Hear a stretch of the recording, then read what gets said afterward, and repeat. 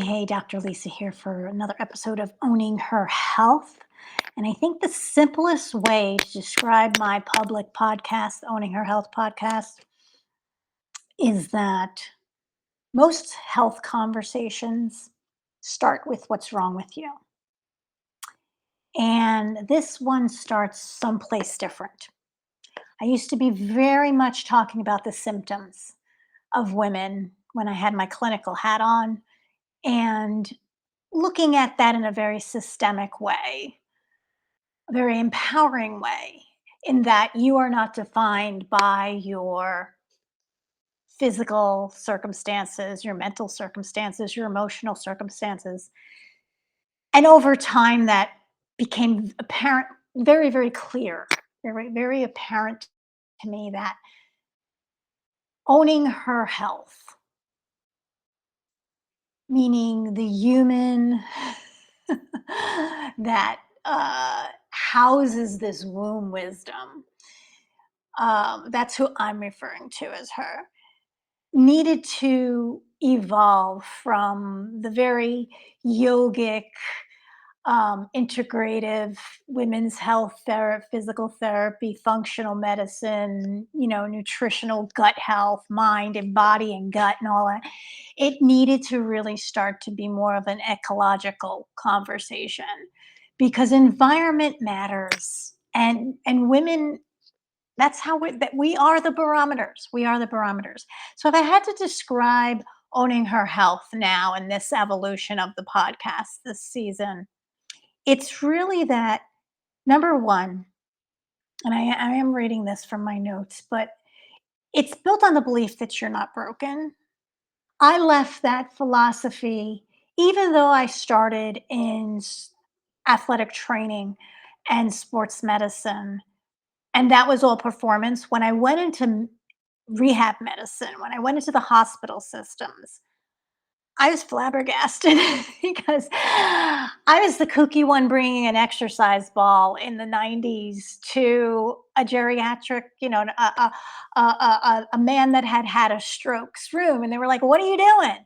Because they just couldn't understand that, play could be incorporated even if you're in adult rehab and even if you're working with somebody who's had a stroke. It's the same idea. You still have a nervous system. You're still doing the same things you're doing for a little kid on the physio ball, as you could just like expand it. And now that's common. People understand now that, we've gone into this wellness model and this idea of mind, body, and holistic, and we understand epigenetics. But do we? Do we really understand, when the conversation of epigenetics came in, that that's a heart centered conversation. That's the heart brain. Have we taken it out of the head brain yet? I don't think so in medicine. And I don't think US medicine, allopathy, which is the US Western medicine that was colonized and brought into every other discipline medicine, Eastern medicines of Ayurveda and Hermetics and Chinese medicine systems and things like that.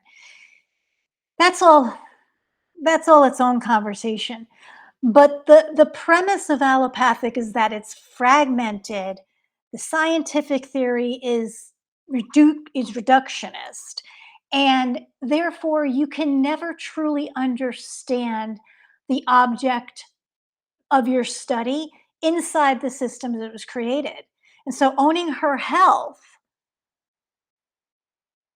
when honestly you knew that to the point you didn't even study women as their own entity until the 1990s, makes me extremely upset and concerned with this idea that AI in healthcare grabbing all the data that still has very little concentrated true wealth of wisdom where women are the subject matter. Because we literally, I graduated high school in 1990. We weren't even yet studying it. I'm not that old. So that's how little we have that wasn't just reductionist from assuming we'll operate like men. And we already know how limited we were in the fragmentation of men And let's not even get on the idea of children and human development, because if we understood any of that, pediatricians would have a nutritionist on board and would be working and meeting with women in their third trimester. If we were actually using the science of human development, we wouldn't have, here in the US, we would not be like, I think, 38th out of 39th in terms of like covering, um, being a wealthy enough country to cover all of our citizens' healthcare system, and our maternal health stats and morbidity and mortality rates wouldn't be in the crapper like they are now. So you can see, like, we have this, it's not just that healthcare is broken. Healthcare is actually not broken. It's just tremendously being pushed into the community framework from which it was extracted, because medicine, and industrialized medicine at that, the US medical model, the invention of allopathy to do this, who removed all of the things that we're saying are trends, and ooh, gut health, and ooh, our food is medicine. Like, none of that's new to the indigenous of this land and every other land on this planet. None of it is new to my Puerto Rican grandparents, rest in peace, and my parents, rest in peace. It's just it was not marketed and stolen from until now. So there's a difference between the information that we have and the data sets and the knowledge and the pattern recognition we create as knowledge in academia and wisdom, which in and of itself can't be truly quantified and definitely can be qualified as more indicative of truth than just information and data sets alone, which then finds us back into the AI conversation, right? How high in intelligence can artificial intelligence ever go? It's completely on a cognitive intelligence track. And we have seen the humans who are founders of this large language model. We're trying to give it for a language to communicate its computations back to us, and for us to communicate our language to be made into computations and then regenerated back to us.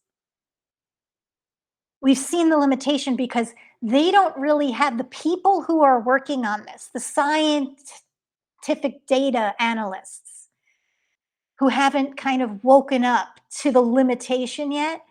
They only have cognitive intelligence. They're not really developing their intuitive intelligence, because intuitive intelligence is at the heart. And the same people who are saying empathy is weak and certain people are less human because of the presentation of how they worked their body to the ecology of where their native people lived and where they live now. I have a suntan right now because where I am, of Puerto Rican descent, and where I live, the sun is very strong and can give me a suntan. But it may not be that way on June, what is it, 7th, 8th, everywhere in the world. And those people may not be as tan as me right now, even if they have Puerto Rican descent. Like that, you understand? That's cognitive intelligence that should be happening. But when you don't have an intuitive intelligence developing parallel to that, when you don't have the heart brain working and nor do you believe in it, then you're going to be limited to the limitations of the humans who are limited in their cognitive relationality to the world around them because they've allowed themselves to be outside the ecology. They're not operating inside the idea that we're all one human race and we're all gonna die, and we don't have to if we can work together with the ecology of our environments. So, is medicine broken? Allopathic was always a business system. It was always bound to be broken because the business model required intervention, surgery, pharmaceuticals. It was built on the fact that you were sick and in emergent need of a medical diagnosis and handling of care. As soon as we crossed the Rubicon to actually wanting well-being back and focusing on wellness and functional medicine and the root of the problems, we started to realize, ooh, businesses are the root of the problem. Ooh, corporate control and insurance company incentives are the root of the problem. Ooh, we have diseases and cancer because we're causing the problem. You understand? Those two models will never coexist. So we're at the point where we need to decide which one we're going to follow. We can either be ecological or we can be capital based. That's where we're at. And so owning her health is built on that intuitive intelligence and cognitive intelligence, understanding that that only comes secondary to understanding pattern recognition on the information. And that comes from data and data creation and navigating it. But AI will consistently be limited and would actually be dangerous if you took out the heart-based intelligence in the operations of it, which is conversation in ethics and is a conversation in humanity, but it's really a conversation of humanity and arts. Heart intelligence is intuition. It's not a mind thing. It's not a head thing. Intuition's not a head thing just because the sixth chakra was put in the head. We've got to separate that. And so the difference between information that fills your head and the wisdom that changes how you live is part of the owning her health conversation. Because until we have systems that understand and qualify that womb holders, literally their body, our 28-day cycle is the trick for teaching non-womb holders how to get into their heart intelligence. It's the bridge between the gut, the belly, and the head intelligence. And we all know the second brain and the work of, what was it, Michael? I can't think of his name right now. I have his book over there. But right, the second brain and the gut intelligence, and we made a whole functional medicine thing out of that, right?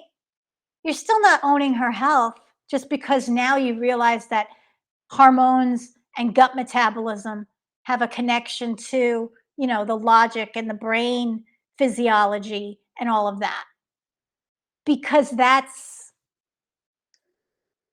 still bypassing the intuitive wisdom, right? If women are still, if we're still cutting SNAP benefits in this country, particularly to women who are pregnant and their children, or to the elderly or the disabled who cannot work 80 hours a month or volunteer because of their situation, and the fact that they gave you and volunteered their legs and their arms in mortal combat that you sent them to in Vietnam and Korea and everywhere else. So I think what Owning Her Health, the podcast, the public podcast that you can find anywhere, this Substack has a private podcast, the Afterglow, for getting deeper into it. It's going to be the life school. It's the life school. It's like the place where womb holders can learn how to sort of work in a world where you're done accumulating and get the readiness to really integrate all the wisdom you already have. I'm assuming you have the wisdom. If you go from the Owning Her Health podcast and you come and you read my work here, I'm assuming you are already past the data consumption, constant consumption, and you have the pattern recognition to organize it into some sort of information system, and you, by golly, probably have navigated this system of whatever this is. You've probably left traditional healthcare, service-based businesses, maybe even corporate, either out of your own illness and thus getting the wisdom through that, because that's a main fast channel, that's an acceleration channel, or divorce, or some sort of infidelity of some sort, financial infidelity, betrayal from your company. Like, you're in that mess and you probably left it and were trying to do good, and then this 2025 came in. I'm assuming if you're listening to my private podcast, you are understanding that you need to understand how to integrate all the wisdom that you already hold. But for those of you who are listening to this and not quite there, and you're just sort of discovering this idea that there's different levels of, I don't know if we should call it consciousness. I guess so. But I've been finding it very, very hard to water things down to the comfort level that people want to consume wisdom in, because they don't cohabitate. Wisdom and watering down means, and I'm going to get into I'm going to finish this podcast by actually going through, I think Richard Rohr, Rohr, he's a Franciscan father. You probably saw him through Oprah Winfrey. He's nearing the end of his life now. I think he's been dealing with some illnesses and things like that. But, go look at his stuff, because he has his Consciousness Institute, and his talk is probably really helpful for people who need to bridge the science and the spirituality outside of institutionalism. You know what I mean by that? Meaning, you're that person that's like, you've been on this journey. Like I said, you probably made some life choices already to try to get yourself out. And just when you were getting going and thinking things like could be better, in comes in this whole administration and shows you how too many people, too many adults, not only just here in America, but in this world, are still operating on the lowest consciousness levels. And you're disappointed. And yeah, you're probably part of that 92%, and you've gone through the retreat and the withdrawal, and you're watching and taking care of yourself, but you are very much a wise woman or man. I'm gonna say my conversation is mostly for her, and you will bring in the men in your life that are ready and have the capacity for it. But for the most part, I know you're wise enough to realize our time in watching is done. It's complete. And it's not that we need to be the activists. Our activism is different. It's morphed. And we need to be ready to integrate. We're going to be the integration people. For the revolutionists, for the activists who need to step up, our sisters need to step up. Our brothers in power and privilege and position, whether or not they admit they are compared to others, because they're still on their journeys, they need to step up, and they need to be the ones on the front lines in the pictures, because we understand what they're trying to do, right? We understand how they're trying to bait certain people, and we're not going to let that happen. So owning her health is that life school, and however you want to attend it, through the podcast, through just the opening of the conversation, through the very generic form of it, because I am no longer educating the people that just take it and use it in their position as weapons thrown back to the people who are kind of a little bit on the fence and ignorant and scared and fearful. And And that works against us. I'm no longer working against us by trying to have faith. I'm going to give those people to God. I'm just going to give those people to God. I'm not trying to educate anyone who is not at the capacity of receptivity to be educated. And I don't think really anyone in healthcare, in an educated healthcare, like leave that to the wellness influencers, leave that to the health of, like, don't worry about it. Okay, if they go down the wrong path and they drink the wrong thing and they kill themselves, we're at the point right now that we need to be working with the people who would know enough to research things and not drink that. Okay? Like we need to now work with the people who are not just consuming information each day. They have pattern recognition enough, and they are looking for conversations to kind of validate or invalidate some of the things they're genuinely coming up with through their window of intelligence. Like, they're not looking for a cult leader. They're not looking to be a follower. They're not necessarily looking to lead the revolution, but they have some self-worth and self-work done. Like, that's who Owning Her Health is for now. You're intelligent, you are accomplished, and you no longer can operate in that thing, either because you were finally pushed out and you didn't join me 10 years ago when I said, look, look at the horizon, look at the light, and move now into your own thing. Own your health, own your wealth, own your story, own your process, own your position now. However that's going to take you, and by golly, the last 10 years it's been scary for me, so I understand what you were trying to avoid. But I don't think that if you're on that sacred success path with me, that if you've jumped off the hero's journey, if you understand, look, I am not everybody's hero, nor do I want to be. Okay? I just know what I know, and I've opened up my heart enough, and I've healed. I am no longer speaking from wounds, and I do not want to do any wounding in the process. But I also know that this idea, Pollyanna, ahimsa idea where I'm going to do no harm to anyone in the process ain't going to work when there's people literally goading people to do harm to me.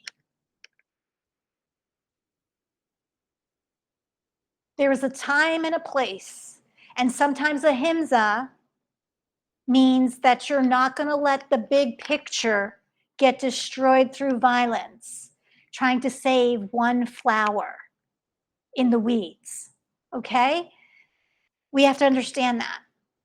And so Owning Her Health is that life school for those women who are done accumulating, you are done consuming, you are done being the hungry, hungry caterpillar, and you've gone through your metamorphosis. This is very, very important. You've gone through your metamorphosis. And you may, if you're just, the podcast is for those who might be still sitting in that cocoon a little bit, or you broke out enough to realize you're different. You're a butterfly, but so what? What does this life as butterfly mean? What does being a butterfly mean? If you want those conversations of what it could possibly mean for you, a little bit more depth, go over to my Substack, the Owning Her Health publication, okay? And if you want to just tiptoe into that, become a free subscriber.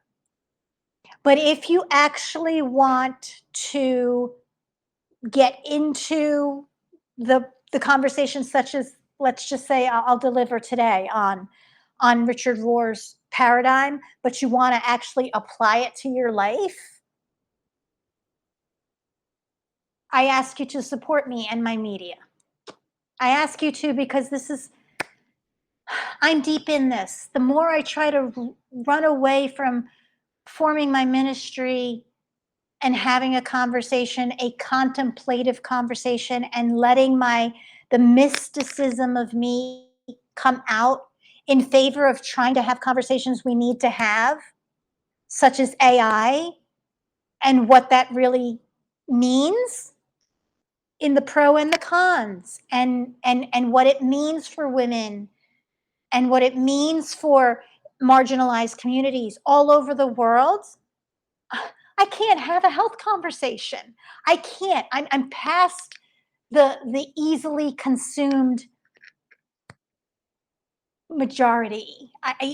It's not an elitism. It's not me specialness already. I'm just saying, like, everyone can get on this arc. I have offered you the arc for years. And now we're coming to this artificial intelligence conversation with absolutely no guardrails, and all of my health peers jumping on the bandwagon to use it, and probably doing nothing about the data centers and the conversations about that in their own towns. We're going backwards, guys. All these integrative people, I see you going backwards. And so we're going to create a space where you can live from all of yourself. You don't even have to be in healthcare. You just need to be someone who knows things and feels things right now that I can't necessarily give you the scientific method, reductionist reason why we should pursue that together. But I probably, and you probably, can bring into community in a roundtable discussion we might have privately in my Substack community, um, at an investiture, to say, what are you bringing to the table? Tell me your heart intelligence. Tell me your ancestral wisdom pertaining to this. And let me tell you mine. And let me tell you what the science says, and bring your research, and I'll bring my research and your work you've been working on. I'll bring my work I've been working on. And we're going to do something together at the community level. I don't care about industry right now. I don't fear them right now. But I need to be wise to the game and the playbook they play. And guess what? I believe you have that. I believe that there's women out there that have that already, because you've either tried to operate inside it too long, and now you can take the intelligence out and extract it for once instead of it extracting the hell out of you, and we'll use it, be a spy for us, or you're out. You're out. But now we need to come into community. We need to reconstitute the social determinants of health in our communities. We need to re-network as that social health safety net system, not just for us, but it will benefit us directly, but for the people in that, the care network, the people that have been holding up everything while it's collapsing right now. They are the grandmothers babysitting while somebody's got to work. They are the mothers giving up their children to foster care because they're getting taken out of their homes right now, but they refuse to go be a body worker for it. I mean, I'm just saying, like, we've got to catch these people that are trying their best, but the system itself will never, and never was designed for them. There is a care network. There is a care economy. There is an ecology that's been working in every single community,